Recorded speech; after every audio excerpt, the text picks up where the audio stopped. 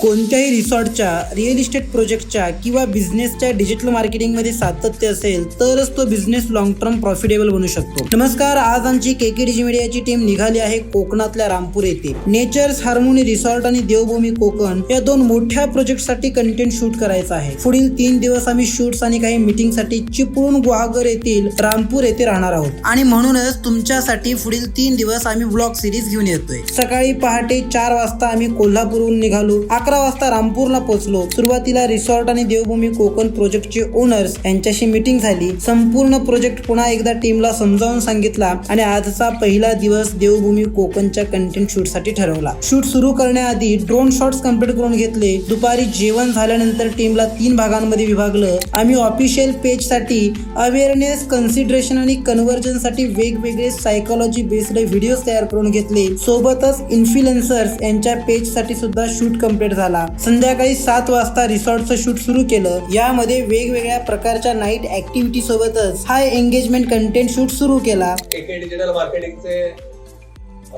आमचे coach sir आणि त्यांच्याबरोबर त्यांचा सर्व सहयोगी सकाळपासून आल्यापासून तुमच्या टीमचं जे टीम वर्क बघतोय त्याबद्दल कौतुक करावं तेवढंच आहे. जेवण झाल्यानंतर सुद्धा रात्री 1 वाजेपर्यंत शूट सुरू होतं. आम्ही रिसॉर्टसाठी एकदा शूट करून पुढील 6 महिन्यांसाठी डिजिटल मार्केटिंगसाठी लागणारा कंटेंट तयार करतो.